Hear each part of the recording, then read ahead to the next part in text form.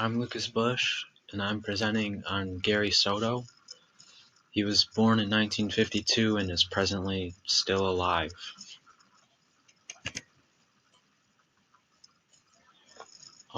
Soto grew up in a poor agricultural place in California. His poetry is usually about growing up in similar places to where he grew up in, so it's usually in a poor agricultural setting. He writes about those types of settings really well, so many of his readers think that he has an unbroken photographic memory of what it was really like for him growing up as a kid. While Soto was growing up, he was able to learn about some themes like alienation, poverty, and choices. Soto's poetry really gives us the opportunity to understand what he experienced throughout his life with the American communities and all the issues that they can bring, like poverty and alienation forced upon you just based off of your heritage and where you came from. Oranges is probably his most famous poem. I turned to the candies, teared like bleachers, and asked what she wanted. Light in her eyes, a smile starting at the corners of her mouth. I fingered a nickel in my pocket. And when she lifted a chocolate that cost a dime, I didn't say anything. I took the nickel from my pocket, then an orange, and set them quietly on the counter. When I looked up, the lady's eyes met mine, and held them, knowing very well what it was about. Outside, a few cars hissing past, fog hanging like old coats between the trees. I took my girl's hand in mine for 2 blocks, then released it to let her unwrap the chocolate. I peeled my orange that was so bright against the gray of December that from some distance someone might have thought I was making a fire in my hands. Orange's main conflict is that the boy can't buy the girl the chocolates because it's too expensive. It's a nickel too expensive. And conflict is solved when the sales lady accepts the orange in replacement of the other nickel he was supposed to give her. It saved him from a complete embarrassment on the first date with the girl that he was hanging out with. The poem is completely free verse. It doesn't have any rhymes from what I could tell. And it has 2 major themes of love and poverty. Soto was born on April 12th, 1952. He grew up in a barrio in Fresno, California.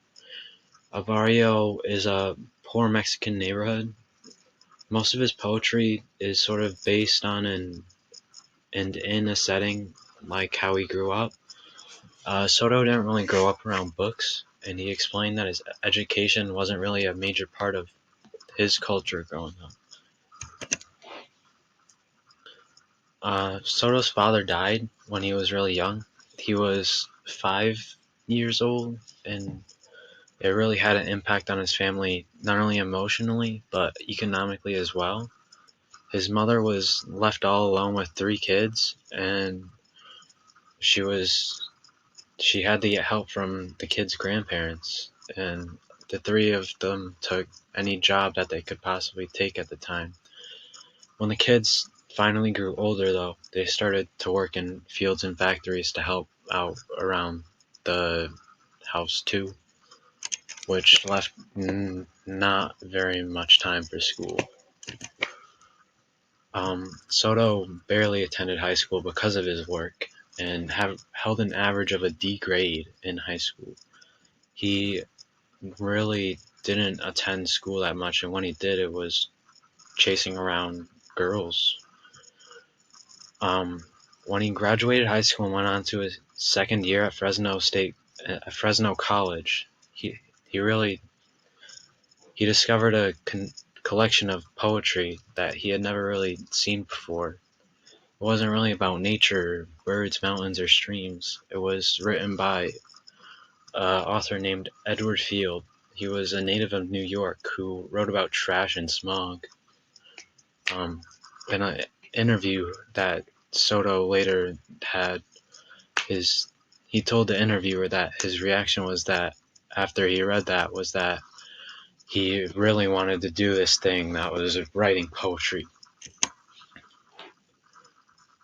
Some names of his writing are A Fire in My Hands, Home, Course in Religion, The Tale of Sunlight, One Kind of Faith, Petty Crimes, Fearless Fernie, Black Hair, A Summer Life, Junior College.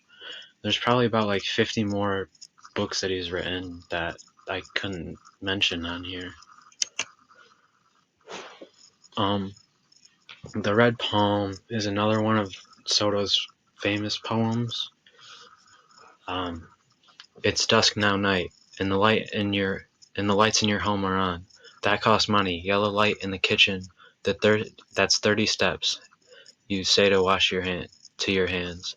Now shaped into binoculars, you could raise them to your eyes. You were a fool in school. Now look at you. You're a giant among cotton plants. Now you see your oldest boy also running. Papa, he says, it's time to come in. You pull him into your lap and ask, what's 40 times 9? He knows as well as you, and you smile. The wind makes peace with the trees. The stars strike themselves in the dark. You get up and walk with the sigh of cotton plants. You go sleep with the red sun on your palm, the sore light you see when you first stir in bed.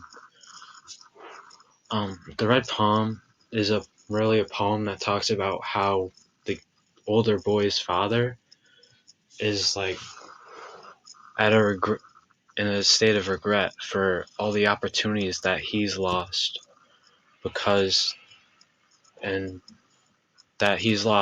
his choices he took when he was a kid. It put him into a position where he needed to do backbreaking work that probably wouldn't have needed to have been done if he made better choices when he was younger and paid attention in classes. Soto's figurative language and style, it's very unique. He has his free verse poetry that sort of makes his storytelling ability pop out even more. It really makes you feel like you're there, especially when he uses all his imagery and alliteration.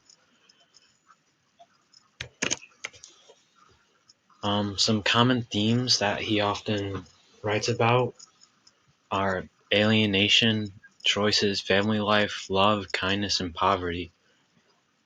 Alienation, family life, and poverty kind of relate back. It all sort of relates back to his childhood, where he lived in the barrio, which is sort of a form of alienation. He lost his father, which is a part of his family life. He lost him at a very young age. He didn't grow up with much money. He was in poverty. So it all sort of just leads back to his life as a kid. In Soto's moments of fame, he's been nominated and he's won awards like the NBC Person of the Week in 1977. He received a literature award from the Hispanic Heritage Foundation. He won the Penn Center West Book Award for Petty Crimes, one of his books. He was a finalist in 1995 for the National Book Award and the Los Angeles Times Book Award. Soto's childhood loss of his father and the hardships he went through growing up in a barrio and in poverty allowed his style of poetry to kind of turn into something unique. Like any other poet, he really tells his stories in ways that teach us about his past and how he grew up, and he does it with such ease. Like he has a photographic memory of exactly what happened while he was growing up. I feel like Soto would have never opened himself up through poetry if he had never read that free verse poem by Edward Field about smog and all that other bad stuff for nature. He would probably never decide to become a poet in the first place. And all those works that he's had over the past 43 years would be gone. And I guess here's some of my sources.